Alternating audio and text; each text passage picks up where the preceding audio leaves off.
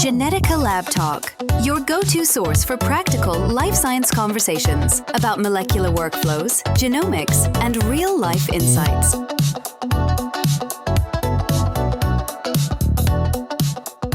Halo semua, selamat datang di Genetica Lab Talk. Edisi kali ini adalah topiknya kita mengangkat mengenai ekstraksi DNA dan RNA. Topik ini pastinya sangat menarik untuk teman-teman yang bekerja di lab molekuler. Sehari-harinya pasti dilakukan ekstraksi DNA dan RNA. Kali ini kita mengundang 3 tamu, yaitu 2 pemuda dan 1 pemudi. Mungkin bisa saya perkenalkan. 1 pemuda, Erik. Panggilannya Mas Erik atau Erik? Panggil Erik saja, Bu. Baik. 1 pemuda lagi. Ini mau dipanggil Jo atau Mas Jo? Jo sih, Bu. Oke, Yeah. Jo. Kemudian 1 pemudi. Siang-siang makan bakwan. Cakep. Perkenalkan saya Awan. Ini mau dipanggil Mbak atau cukup panggil nama Awan? Awan saja ya, Bu. Oke, jadi Erik, Jo, dan Awan. Nah, Erik, Jo, dan Awan ini adalah anggota Genetica Lab. Genetica Lab Talk kali ini memang mengundang Erik, Jo, dan Awan untuk sedikit sharing tentang pengalaman ekstraksi DNA dan RNA dari berbagai macam sampel yang beragam. Harapan kami dari Genetica Lab Talk ini, para pendengar podcast Genetica Lab Talk itu bisa menambah insight, wawasan berdasarkan pengalaman yang telah dibagi oleh Erik, Jo, dan Awan. Baik, biasanya DNA atau RNA ekstraksi ya, itu sepengetahuan saya paling sering customer kita itu sering bertanya ke saya, apa saja sih yang paling titik kritikalnya dan paling rawan untuk mengalami kegagalan dalam ekstraksi? Oke, coba saya jawab ya, Bu, soal itu ya, Bu. Baik, ini berarti Erik. Silakan, Erik. Jadi kalau misalkan ditanya titik mana yang membuat kegagalan dalam ekstraksi, itu menurut saya di pemilihan kit yang digunakan. Karena kalau dari pengalaman yang dilakukan oleh lab, ternyata tidak semua sampel itu bisa diproses dengan hanya 1 kit saja, Bu, ternyata. Jadi harus benar-benar pintar dalam melakukan pemilihan atau penentuan untuk sampel ini lebih cocok menggunakan kit yang mana, sedangkan untuk sampel yang lain mungkin akan lebih cocok dengan menggunakan kit yang lain. Menurut saya sih di situ, Bu.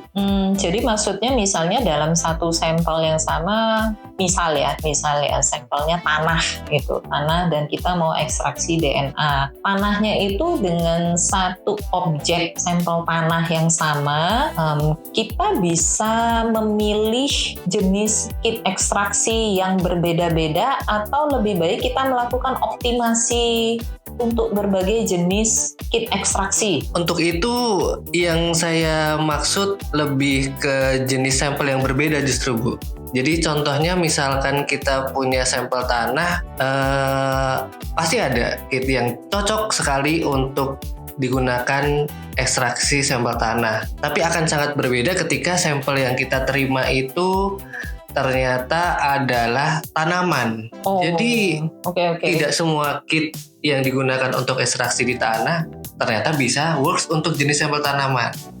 Seperti itu mungkin. Baik. Gimana kalau Awan? Awan ada yang mau di-share juga kalau titik paling krusial pengalaman dari Awan, terus apakah kemudian kegagalan yang paling rawan untuk terjadi kegagalan kalau berdasarkan pengalamannya Awan? Kalau dari saya sih, Bu, ya mungkin bisa agak mirip juga sama jawaban dari Mas Erik. Jadi sebenarnya yang paling krusial itu ada di pemilihan metode. Jadi sebenarnya kan memang metode itu bisa dibilang cocok-cocokan juga, ada seperti itu. Tapi mungkin krusialnya ketika misalnya nih sampel yang kita proses adalah sampel tanaman. Ternyata sampel tanaman itu tidak sesederhana dengan sampel bakteri. Jadi ada perbedaannya. Jadi sebenarnya untuk pemrosesan itu kita juga harus pintar-pintar memilih kitnya berdasarkan dari jenis sampel yang kita terima. Jadi seperti itu sih Bu. Mungkin yang jadi krusial juga dari saya. Jo, mungkin bisa di-share juga. Silakan Jo. Ya mungkin sedikit menambahkan ya dari tadi pemaparan Kak Erik dan Kak Awan gitu. Setuju banget, emang kit ini critical point-nya gitu. Cuma mungkin kalau kita breakdown sedikit ya, apa aja sih yang kita lakukan dalam kit itu kan pasti ada proses lysis, ada proses purifikasi, seperti yang tadi di-mention, jenis sampel pasti akan taruh banget tuh ke material outer layer dari selnya itu sendiri. Jadi thesis apa sih yang kira-kira cocok untuk kita aplikasikan untuk sampel itu sangat krusial. Terus setelah itu juga ada downstreamnya juga untuk purifikasinya.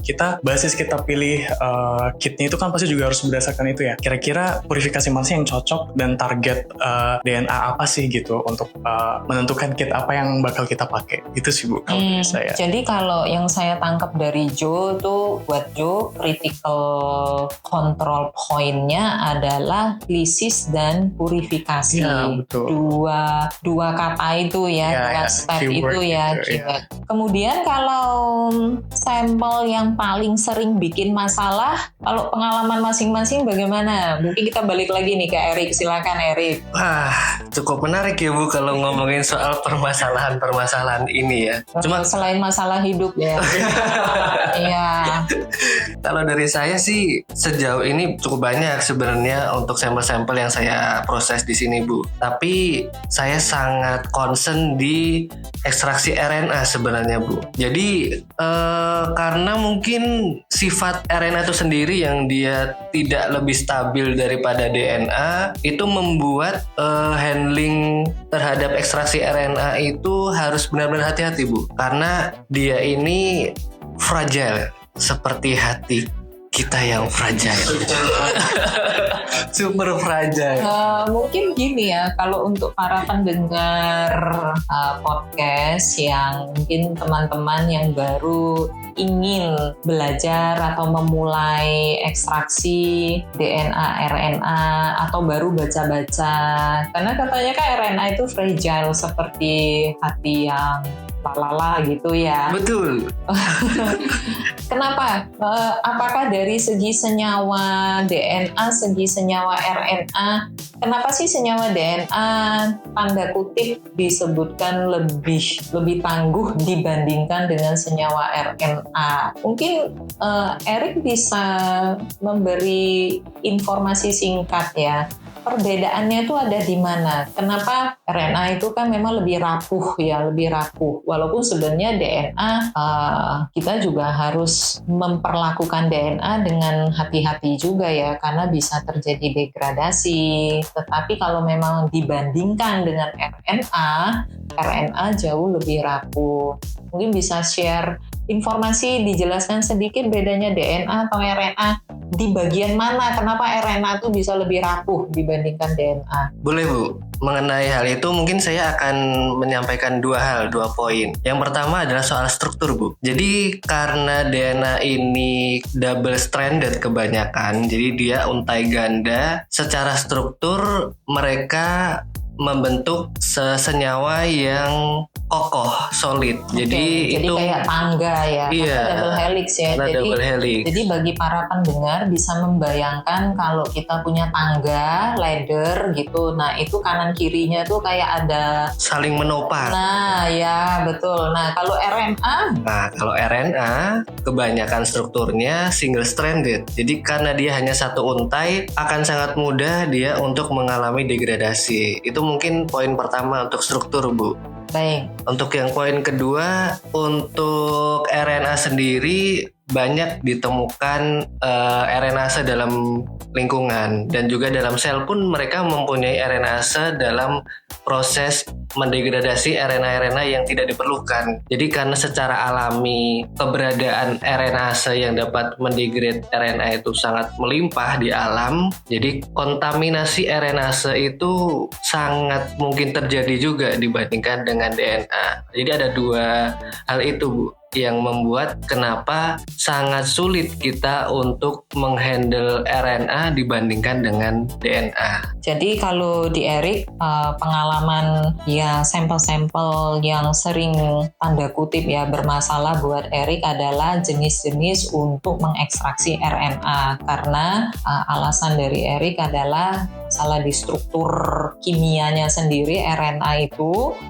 kemudian secara alami enzim RNase ya kita sebutnya itu memang cukup berlimpah dan bagaimana nih untuk mengatasinya. Nah mungkin nanti di segmen berikutnya ya kita akan bicara bagaimana tips-tipsnya. Gimana kalau Awan sampel apa nih yang mungkin bermasalah kalau pengalaman Awan? Iya Bu, jadi mungkin berbeda sama Mas Erik. Jadi kalau dari saya sih yang cukup menantang saat ini itu ada di sampel FFPE ya Bu. Oh FFPE itu berarti apa ya singkatan dari itu? Iya, jadi kalau untuk FFPE itu adalah singkatan dari formalin fixed paraffin embed. Oke, ya. Jadi, itu sampel apa sih FFPE itu? Betul Bu, jadi untuk sampelnya sih biasanya dia berupa jaringan biologis yang dia ditanam itu di dalam parafin. Jadi sebenarnya untuk preparasinya itu juga cukup rumit sih Bu untuk prosesnya.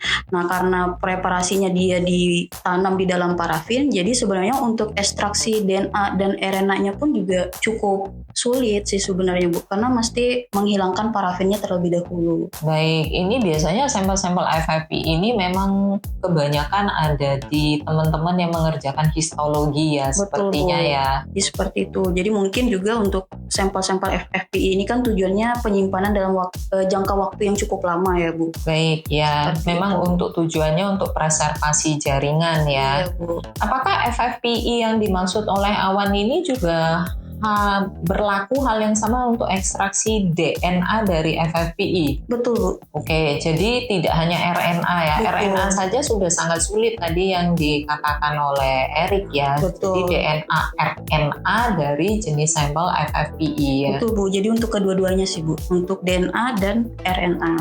Seperti itu. Ya itu jadi tantangan juga sih. Gimana nih Jo?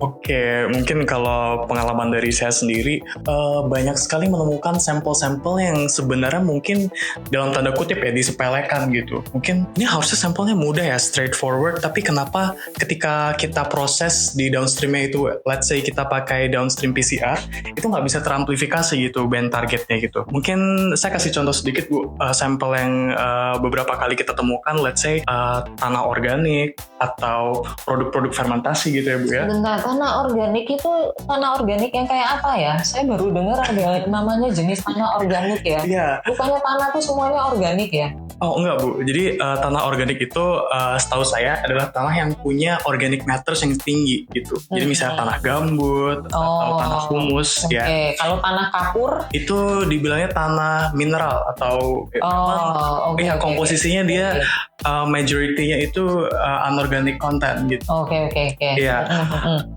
Sampel-sampel yang demikian itu kan harusnya memang istilahnya tempat microbes berkumpul ya Bu ya. Karena ya organic matter-nya tinggi, lalu pasti metabolisme di situ tinggi yang harusnya sih tingkat kepadatan selnya itu tinggi dan seharusnya bisa-bisa aja dong diekstraksi gitu kan ya. Cuma seringkali case yang kita temukan itu kita sudah coba ekstraksi tapi nggak teramplifikasi nih JDNA-nya itu gitu. Hal ini yang kadang bikin kebingungan sesaat nih buat kita Bu. Sesaat aja. Iya, mungkin nanti kita bisa spill ya Bu. Rahasia dapur kita, bagaimana kita overcome this problem gitu. Karena kita sebenarnya udah ada solusinya gitu. Iya, cuma. Nah ini menarik ya.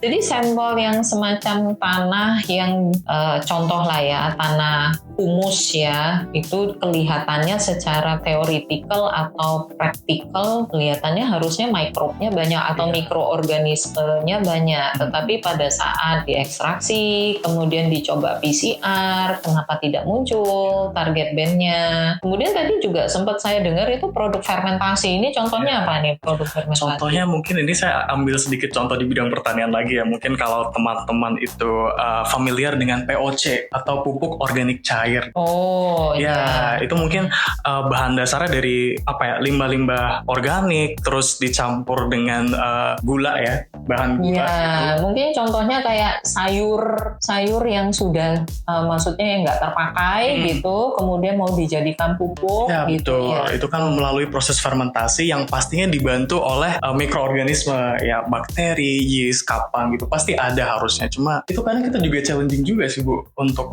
ekstraksi.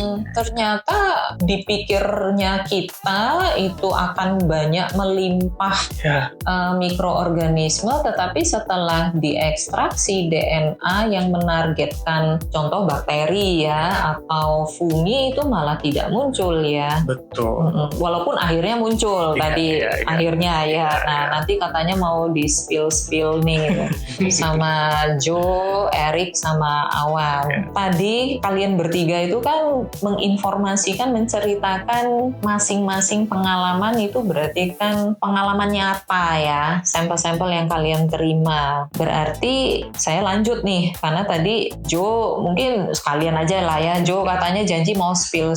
Ini kan ada, mungkin bisa cerita gitu, ada case ekstraksi yang paling berkesan gimana nih? Tadi selain yang masalah tanah, terus ini kan ceritanya kalian masing-masing kan cerita sampel-sampel yang menantang. Mungkin pertanyaan berikutnya bisa dilanjutkan, dijawab sama Joe. Berarti case ekstraksi the real yang paling berkesan gimana Joe? Oke, real case-nya nih, mungkin sedikit cerita detail nih dari yang udah di-mention sebelumnya gitu.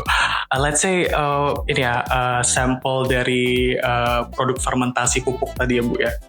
Jadi ada kasus waktu itu kita coba ekstraksi.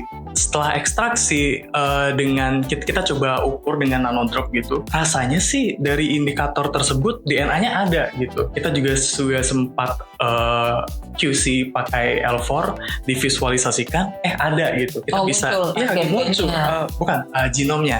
Genomnya. Kita bisa mengamati genomnya ada gitu. Berarti seharusnya dengan kriteria gDNA ini udah sufficient enough untuk kita lanjutkan ke PCR gitu.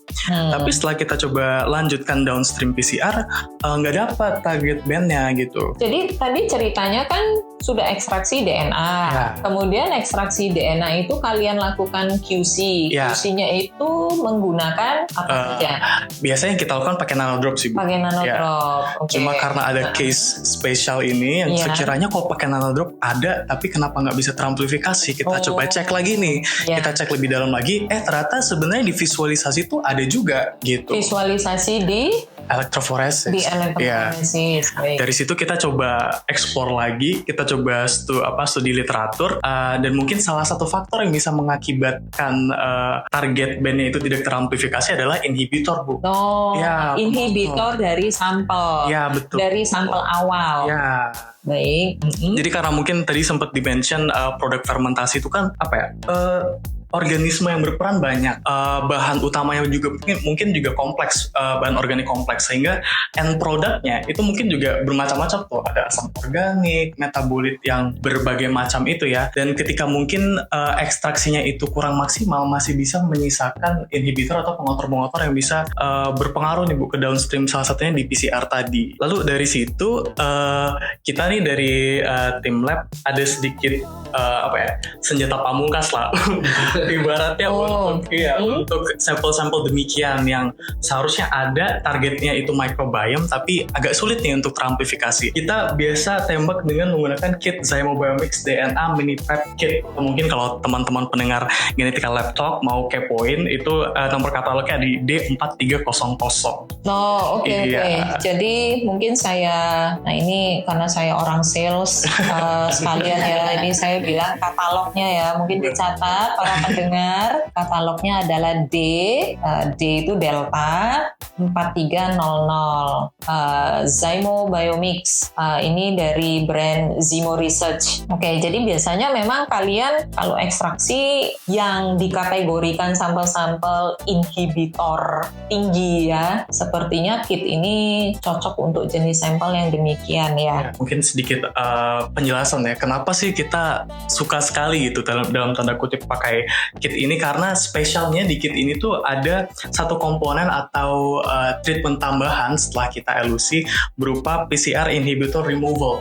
Jadi proses ini nih Bu yang kita anggap sebagai kayak rahasianya nih, sampelnya itu lebih bersih atau terbebas dari inhibitor yang bisa mengganggu proses PCR.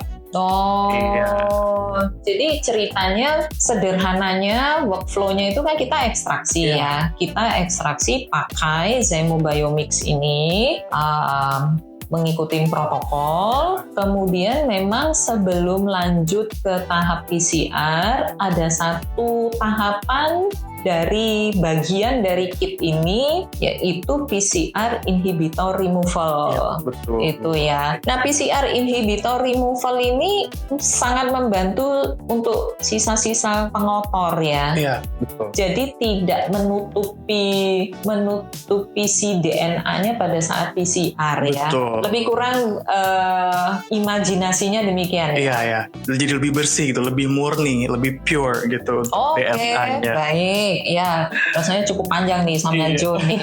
Coba Erik kayaknya tadi kan ribut masalah RNA ya. Banget Ibu. Oh iya, berarti tugasnya banyak kerjakan RNA nih kayaknya dibandingkan kalau Joe kayaknya banyak yang kotor-kotor. Aduh, aku kotor gitu. Kalau Erik kayaknya aku RNA gitu, aku single gitu ya. Tapi benar masih single kan ya? Itu rahasia dapur. Tapi kan single stranded kan, Iya, single RNA. stranded. Tapi yang ngerjainnya juga masih single. Kebetulan. Oke, para pendengar Genetika Lab Talk, kalau yang masih single boleh untuk menghubungi WA bisnis kita di. Oke, maaf ini intermezzo sedikit ya. Silakan Erik. Ya kalau untuk yang saya kerjakan karena kebanyakan RNA ya Bu. Jadi banyak banget sampel-sampel RNA atau sampel-sampel yang kita lakukan untuk ekstraksi RNA ini bervariasi sekali jenis-jenis sampelnya. Dan kami dari lab juga sudah mencoba berbagai metode dengan mengoptimasi alur pengerjaan terhadap jenis sampel yang kita terima. Ternyata kita menemukan pola nih Bu. Kita ada strategi dalam penggunaan kit untuk ekstraksi RNA. Jadi ada 2 kit yang ternyata sangat top tier digunakan untuk ekstraksi 2 kelompok sampel yang berbeda. 2 kelompok sampel yang berbeda. 2 kelompok sampel yang berbeda. Kita bicara tentang RNA nih ya. Betul. Jadi yang pertama itu kita menggunakan kit Quick RNA Mini Prep Plus Kit dari Zymo Research juga, itu dengan nomor katalog R1058 atau R1057 Bu. Jadi itu adalah kit yang simple, cepat, dan universal. Kit ini bisa kita gunakan untuk jenis sampel seperti bakteri, yeast, bahkan tanaman sekalipun ternyata sangat cocok Bu kita menggunakan kit ini. Jadi satu kit itu bisa untuk macam-macam sampel, di mana macam-macam sampelnya itu tidak terbatas eukariot tapi juga bisa prokariot ya. Iya betul. Oh, hemat nih berarti.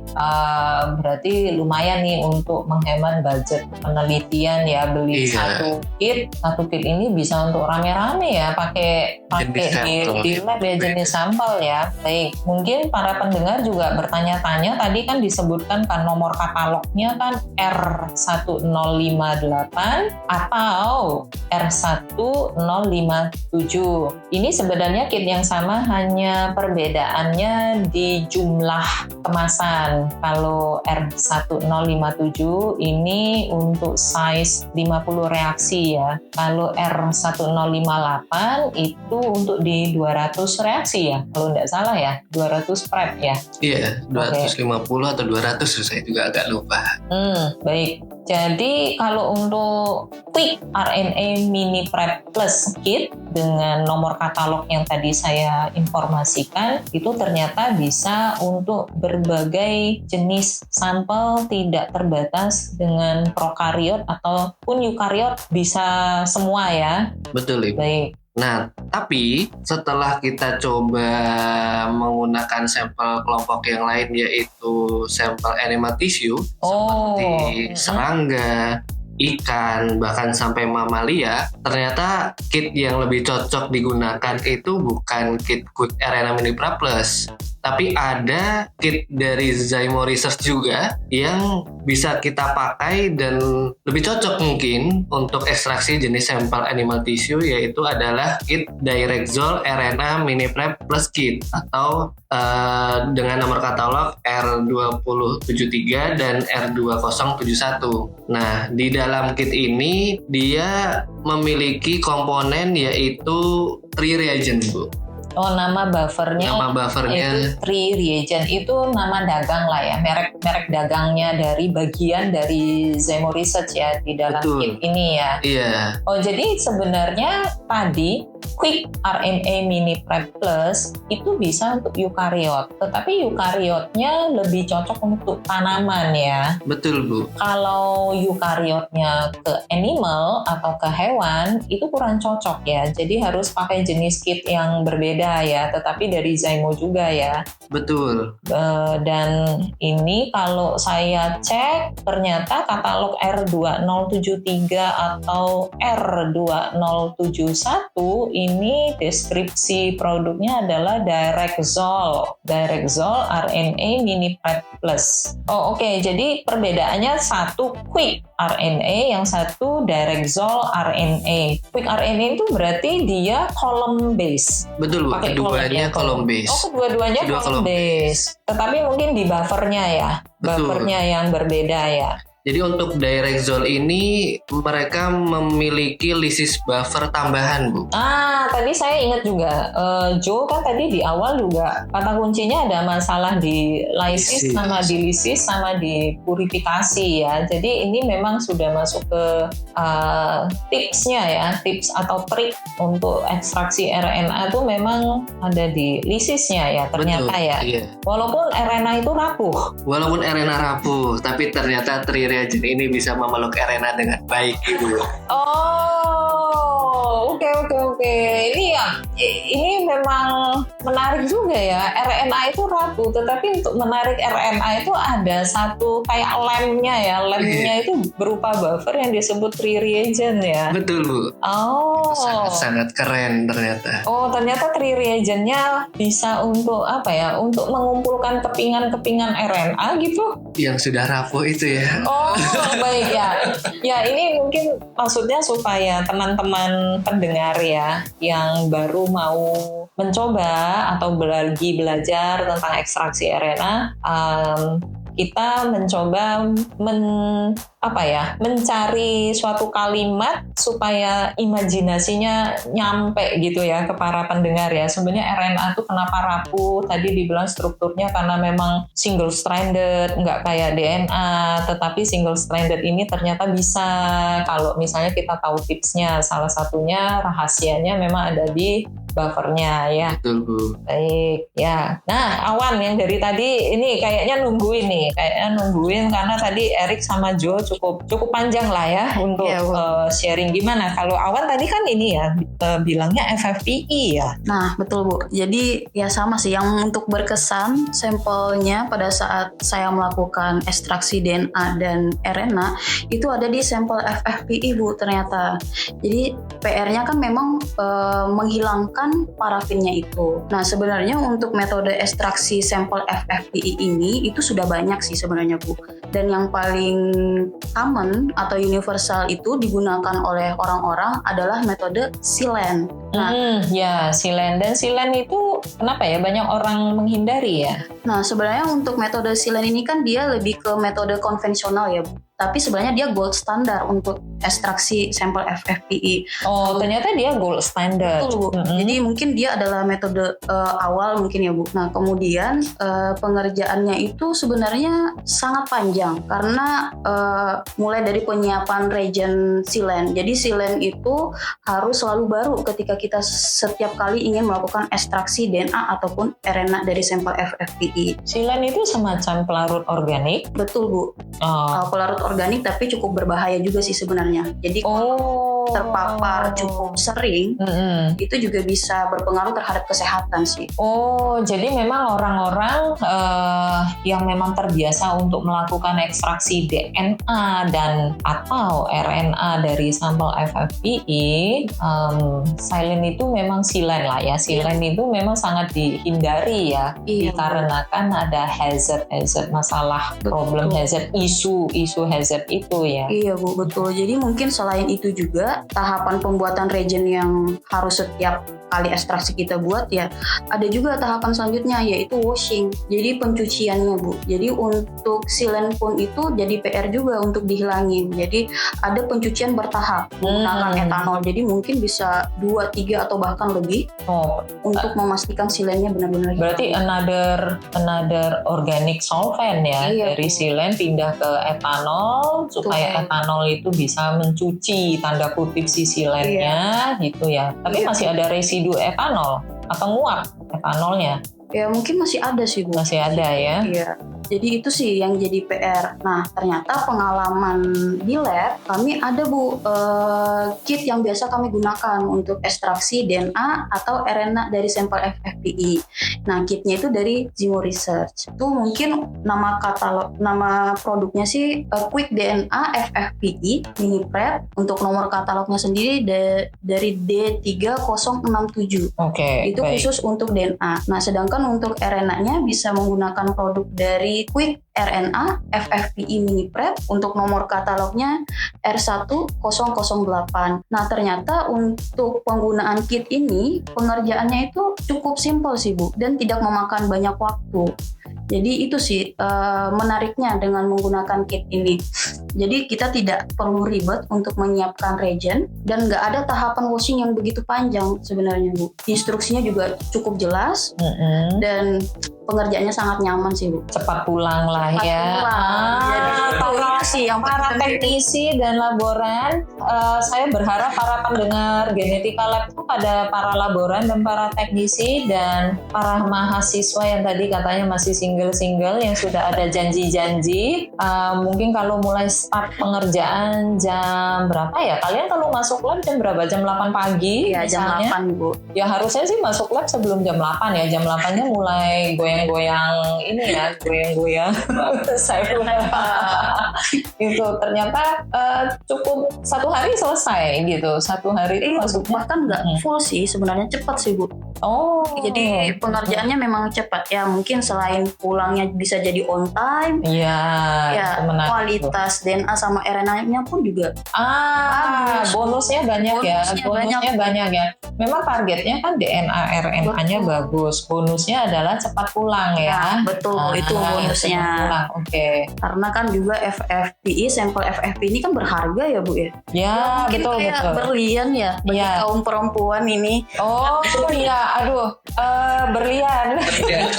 Iya, perhiasan.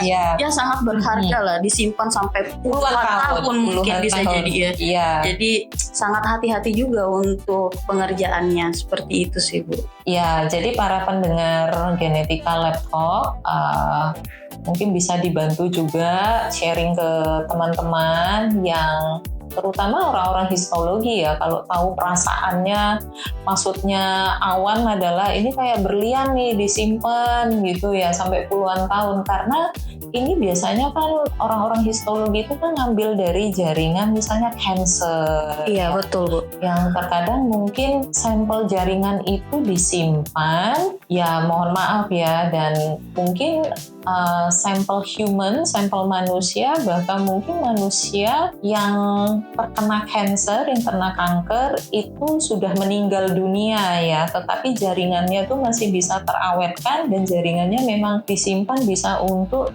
dilakukan riset kembali. Nah pada saat masuk ke lab, terutama Genetika Lab, kemudian Awan yang menerima sampel ini, Awan pasti bisa membayangkan bahwa wow ini sampel ini milik seseorang ya, jaringan dari milik seseorang pasien, di mana ya nggak tahu ya itu sudah berapa tahun ya jaringannya ya, makanya memang harus dilakukan dengan hati-hati sekali. Jadi kalau bisa saya simpulkan, masing-masing kayak Erik, Joe sama Awan ya, masing-masing punya kit favorit nih, kayak kayaknya ya. Mungkin bisa saya summary ya. Kalau tadi dari Awan ya, Awan tadi bilangnya karena FFPE, DNA, RNA. Kalau untuk FFPE, DNA berarti katalognya D3067, deskripsinya quick DNA FFPE mini prep. Kalau RNA katalognya adalah R1008 quick RNA FFPE mini prep. Jadi untuk memudahkan para pendengar, kalau D itu katalognya dimulai dengan D itu pasti untuk DNA. Kalau katalognya dimulai dengan R itu pasti untuk sampel-sampel RNA. Kalau tadi Jo, ini tadi saya mencatat favoritnya itu karena Jo tuh tim kotor ya. Senangnya Zymo Biomics karena kelebihan dari kit Zymo Biomics nomor katalognya adalah D4300, itu ada PCR inhibitor removal. Nah kalau Erik karena kebanyakan mengerjakan RNA, jadi kit favoritnya itu adalah Quick RNA Mini Prep Plus, katalognya R1058 dan atau R1057. Kemudian kalau RNA-nya untuk sampel-sampel animal, jaringan animal seperti serangga, ikan, atau jaringan mamalia itu menggunakan Direct-Zol RNA Mini Prep Plus. Nomor katalognya R2073 atau R2071.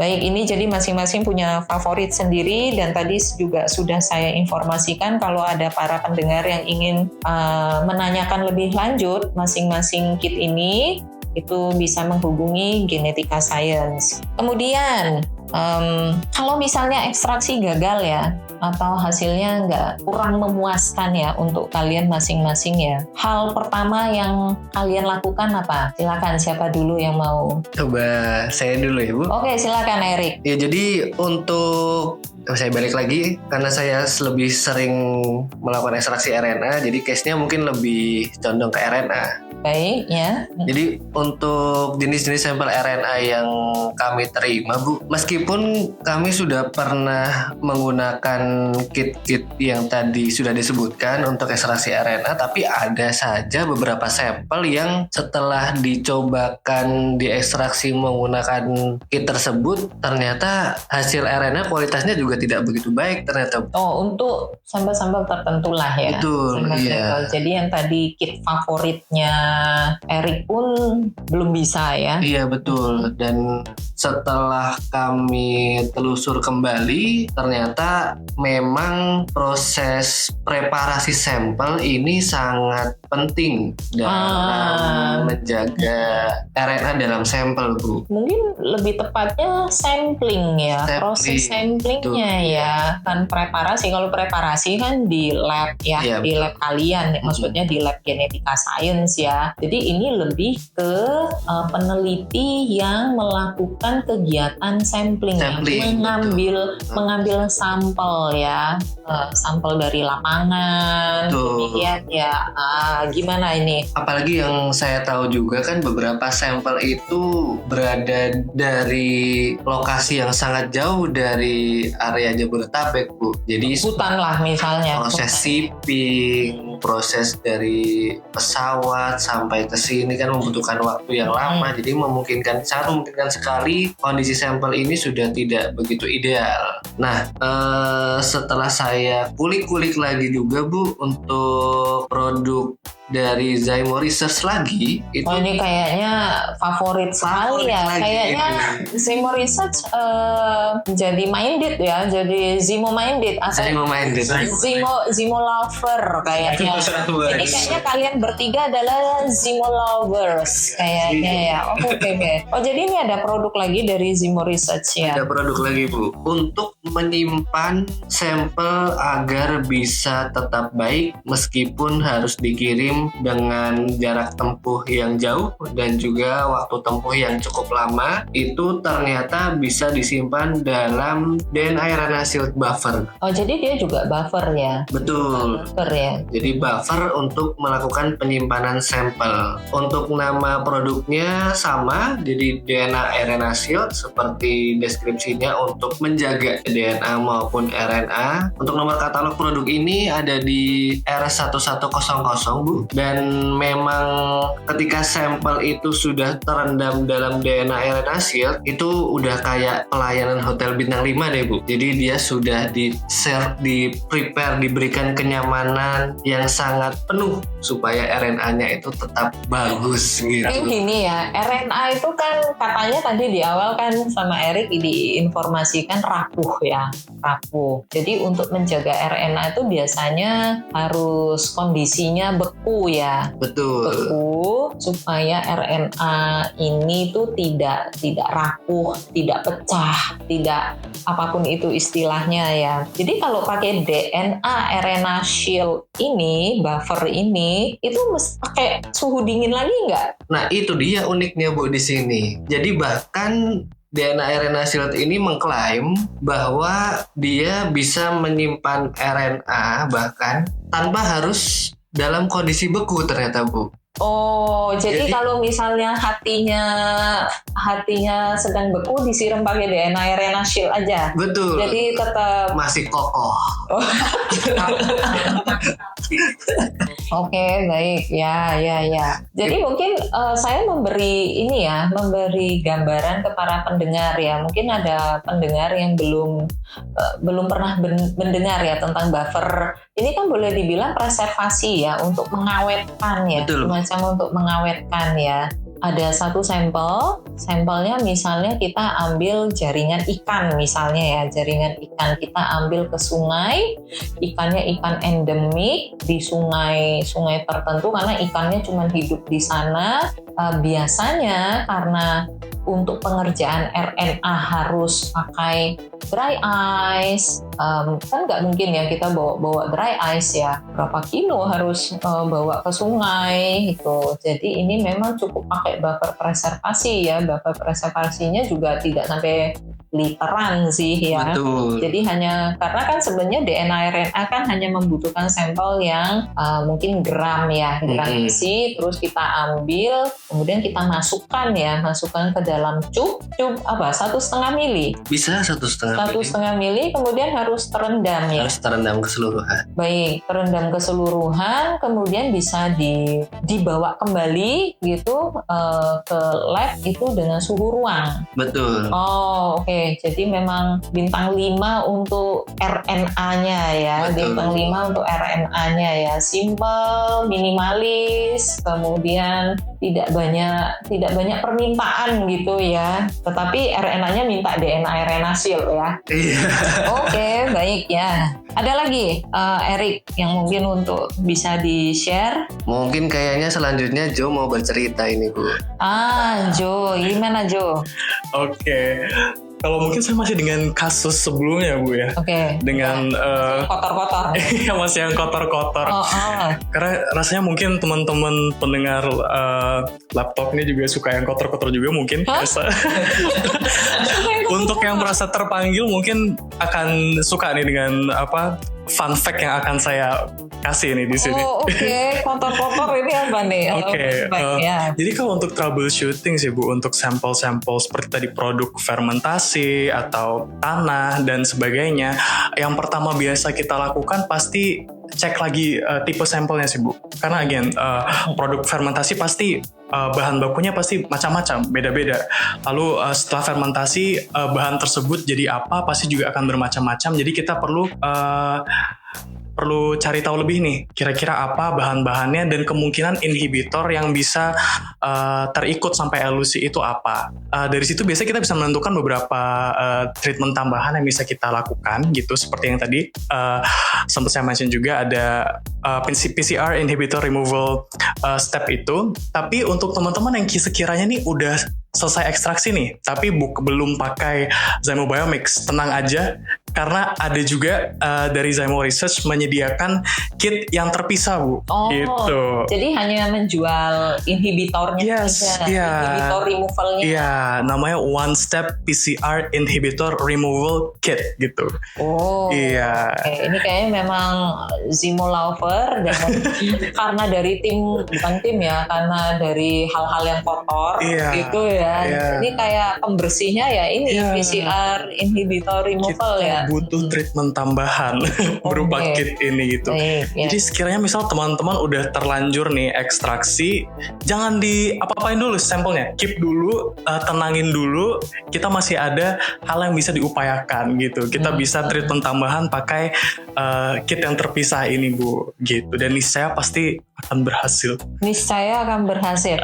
Misalnya ya, kalau tadi kan Joe bilang ya, kalau nggak pakai Zymo Biomix, misalnya pakai kit lain ya. Kebanyakan kan kalau saya dengar-dengar dari peneliti itu suka pakai C-type ya. Betul. Pernah ada pengalaman sudah pakai C-type? C-type ya. C-type itu sangat ini sekali ya, favorit istilahnya ekstraksi sejuta umat ya. Betul. Tetapi C-type itu juga memang banyak masalah juga ya setelah kelihatannya yield konsentrasi tinggi, tapi ternyata targetnya tipis gitu ya pada saat elektroforesis. Ini bisa pakai setelah pakai C-type terus pakai ini bisa, udah pernah punya pengalaman? Bisa banget sih, Bu, bisa banget. Pakai kata banget ya? Iya banget. Dengan yakin saya katakan bisa. Oke.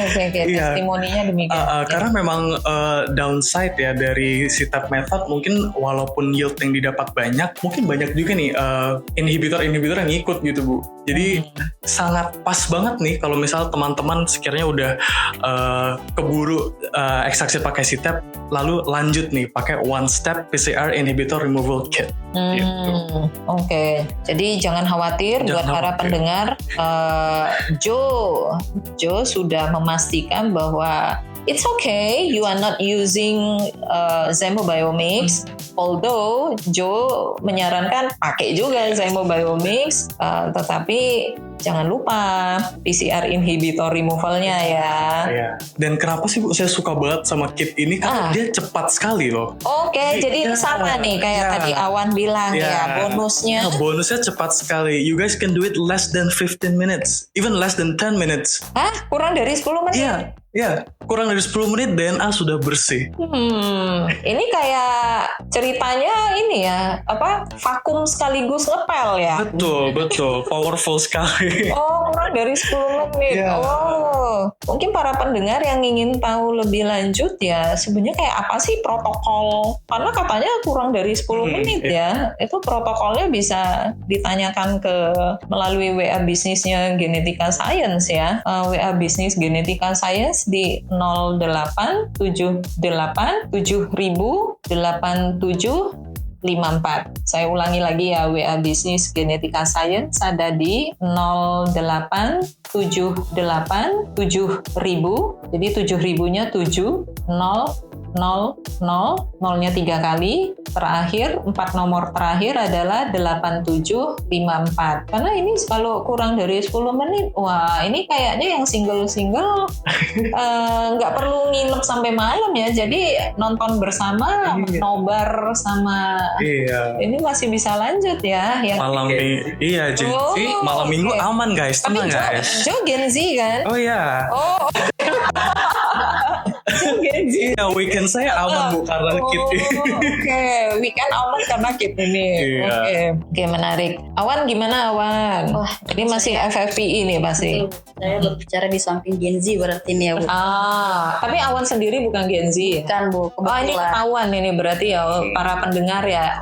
Para pendengar Gen Z boleh tapi mungkin tidak ke WA bisnis kali ya untuk menanyakan nomor WA atau nomor HP Joe gitu ya. Silakan Awan. Ya kalau dari saya sih sebenarnya kembali lagi ke sampel FFPE ya Bu. Jadi yang paling works banget sih sebenarnya diperhatikan ketika kita melakukan ekstraksi DNA atau RNA dari sampel FFPE itu dari sampelnya sendiri. Jadi yang paling perlu dipahami itu letak dari jaringannya itu.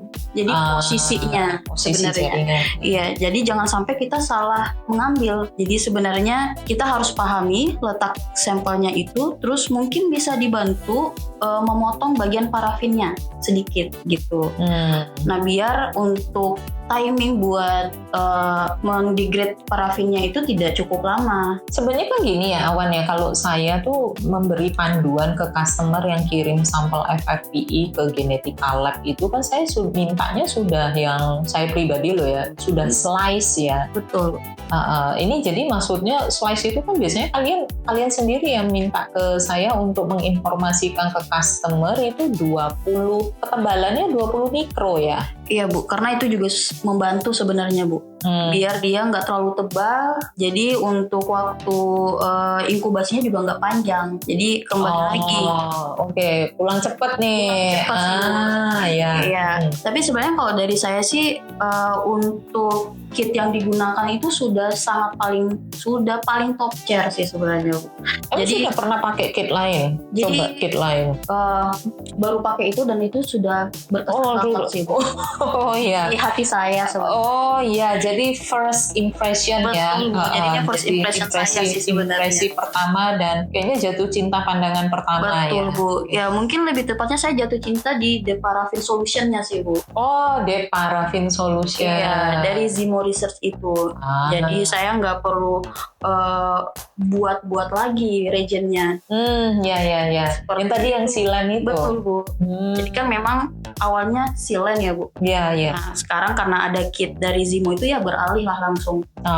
Baik. Jadi kalau bisa saya simpulkan masing-masing itu ceritanya kan hari ini kan kalian banyak Zimo lovers ya. Zimo lovers nih, saya bilangnya lovers nih, Zimo lovers. Kalau Eric memberi DNA RNA Shield ya, memberikan tipsnya adalah coba deh kalau sampling itu dijaga nih RNA-nya supaya tidak rapuh, tidak rusak, tidak pecah, itu direndam dalam DNA RNA Shield. Kemudian kalau Joe itu memberikan tipsnya adalah coba deh pakai PCR inhibitor removal. Nah kalau Awan, kalau teman-teman di lab yang mengerjakan sampel-sampel FFPE ini recommended sekali ya kalau pakai dari Zimo Quick DNA ataupun Quick RNA FFPE. Rahasianya ada di Deparafin Solution-nya, yaitu untuk menggantikan silen tadi ya. Tadi juga di awal sudah dibahas kenapa sih kebanyakan orang-orang yang sudah sering melakukan ekstraksi itu menghindari silen itu ya, masalah bahayanya. Kalau tadi para pendengar yang mendengarkan dari awal sekali sampai saat ini ada yang mau memberikan pertanyaan, kita berikan kuis, kita break lah intermezzo ya supaya nggak terlalu pegang dengerin DNA, RNA. Nah kuis ini sebenarnya nanti akan ada hadiah sih buat para pendengar yang bisa menjawab pertanyaan. Pertanyaan ini akan disampaikan oleh mungkin salah satu ya, nggak tiga-tiganya lah ya. Kalau tiga-tiganya udah kayak ujian ya, udah kayak ujian tengah semester UTS atau ini mungkin salah satu ya. Kalian mungkin sudah menyiapkan pertanyaan. Nah, kemudian para pendengar bisa menjawab melalui Instagram Genetika Science. Please para pendengar untuk follow. Siapa tahu loh, kalau kan tadi saya belum tidak memperbolehkan tanya nomor WA-nya Joe ya di WA bisnis ya. Mungkin bisa tanya ya nomor Joe di 08 malah ditangkap. Oke. Nah, jadi ini nanti pertanyaan disampaikan di sesi ini. Kemudian para pendengar silakan menjawab di Instagram Genetika Science. Yang belum follow silakan follow untuk menjawab. Kemudian jawaban terbaik itu akan diberikan hadiah. nanti dihubungi oleh marketingnya Genetika Science ya, untuk pengiriman hadiah ya. Ya bolehlah follow Instagram Genetika Science supaya ada pertanyaan hadiahnya apa dong gitu ya. Silakan, mungkin ada yang ini mewakili pertanyaan, silakan mungkin kita intermezzo. Iya Bu, mungkin dari saya saja ya Bu. Oke, Awan, gimana jadi Awan? mungkin untuk teman-teman sekalian bisa dijawab ya. Jadi kira-kira apa sih keunggulan dari ekstraksi sampel FFPE menggunakan produk dari Zymo Research dibandingkan dengan metode Silen? Jadi, iya, kalau yang tadi mendengarkan, ini kayaknya nggak perlu dengerin dari awal deh. Kalau udah dengerin di tengah-tengah kayaknya udah tahu jawabannya. Betul, ya. Iya. Saya berharap para pendengar banyak yang kasih ini loh jawaban melalui Instagram loh ya. Coba mungkin diulangi lagi pertanyaannya. Baik, untuk pertanyaannya, apa keunggulan dari ekstraksi sampel FFPE menggunakan produk dari Zymo Research dibandingkan dengan metode Silen? Oke, baik. Jadi sudah terdengar oleh pendengar, sudah dicatat. Nah, silakan follow Instagram Genetika Science kalau belum follow. Kemudian kalau sudah follow, silakan menjawab pertanyaan tadi. Karena ini kan nanti episode kali ini kan nanti tayang juga ya di Instagram ya. Oke, terima kasih. Tadi sudah diberikan kuis ya, pertanyaan. Gimana kalau untuk tadi kan kita bicara cukup panjang lah ya, cukup panjang bahwa langkah-langkah ekstraksi DNA maupun RNA, dan kalian kan masing-masing mewakili ya, tanda kutip masalah kalau yang kita lakukan di lab untuk ekstraksi DNA RNA. Jadi gimana nih tipsnya masing-masing dari kalian, walaupun tadi udah masing-masing secara nggak langsung nyebutin ya, tapi in general ya, silakan Erik. Oke, baik Bu, mungkin untuk kesimpulan ini masing-masing dari kami akan menyebutkan satu saja kali ya Bu. Siap. Jadi kalau dari saya sebenarnya critical point dalam ekstraksi ini adalah mengenai proses sampling, preservasi, dan juga penyimpanan sampel kalau dari saya. Oke, menyambung dari Kak Erik tadi ya, ketika kita udah preservasi, udah sampai di lab, let's say gitu, yang perlu kita benar-benar pastikan lagi adalah karakteristik sampelnya nih, sebelum kita lanjut proses dengan kit-kit tertentu atau metode tertentu. Baik, kalau dari saya sih ada di pemilihan metode sih Bu. Jadi yang jelasnya untuk pemilihan metode tuh harus TCA. TCA. Apa tuh TCA? TCA itu ini apa, asam basa ini? Ya, kebetulan bukan sih Bu ya. Oh, oke. Jadi TCA itu tepat, cepat, dan aman. Oh, tepat, cepat, dan aman. Pastinya Bu. Ini kayak ini ya, tips memilih jodoh ya. Ya, itu sih juga Bu. Kalau cari itu pasangan yang tepat, Betul. cari pasangan yang cepat, kemudian kita harus aman gitu. Betul. Ya. Oke, itu saja. Iya, kalau dari saya itu saja Bu. Oh, jadi mungkin saya simpulkan dari ketiganya, kalau buat para pendengar juga, tipsnya adalah kita harus tahu dulu karakter sampel ya. Sampel kita tuh kayak apa sih? Kalau tanah itu karakternya bagaimana? Kalau jaringan itu kayak apa? Jaringan tanaman kah? Jaringan ikan?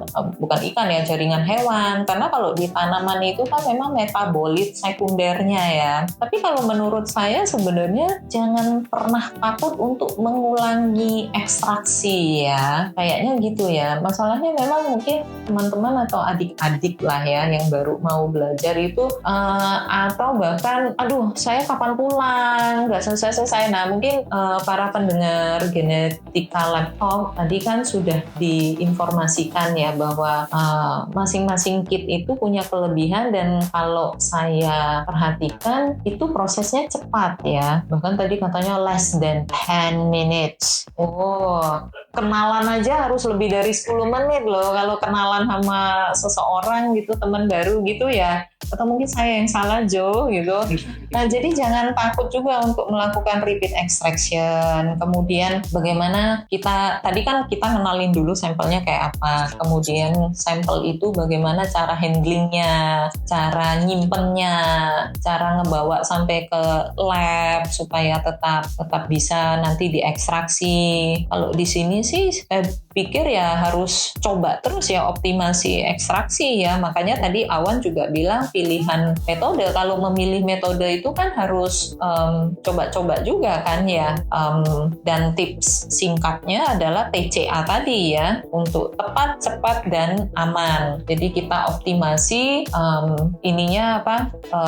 Motonya adalah tepat, cepat, dan aman. Baik, saya rasa obrolan kita untuk episode kali ini cukup brief ya, terwakili dan cukup mewakili dan terwakili dari masing-masing kasus ya, masing-masing kasus. Kalau ada para pendengar yang sekiranya ada pertanyaan, sampel saya tidak terwakili nih di episode kali ini. Saya pengen nanya-nanya, bisa lewat WA Bisnis Genetika Science yang tadi sudah saya info, mungkin bisa ditanya kembali. Tetapi ada kata kuncinya ya, bahwa ternyata yang ke WA Bisnis mau menanyakan sampel, mohon diberikan kata kunci bahwa kalian sudah mendengar episode kali ini, bahwa kalian adalah salah satu pendengar Genetika Lab Talk untuk episode tentang ekstraksi ini. Silakan untuk bertanya melalui WA Bisnis di 0878 7000 8754. Baik, saya rasa cukup. Saya berharap obrolan kita berempat hari ini menambah wawasan, menambah insight buat teman-teman yang baru mau melakukan, mencoba, atau baru belajar, atau sudah nyoba nih ternyata RNA-nya yang pecah-pecah itu. Ya, mungkin bisa silakan ditanyakan kalau ada yang mau ditanyakan tadi lewat WA Bisnis, atau memang tadi sudah mendengar, ya cukup terbantu gitu. Saya berharap setiap kali episode Genetika Lab Talk ini bisa menambah wawasan lah ya untuk para pendengar. Baik, terima kasih semuanya. Mudah-mudahan kita bisa bertemu kembali para pendengar di episode berikutnya.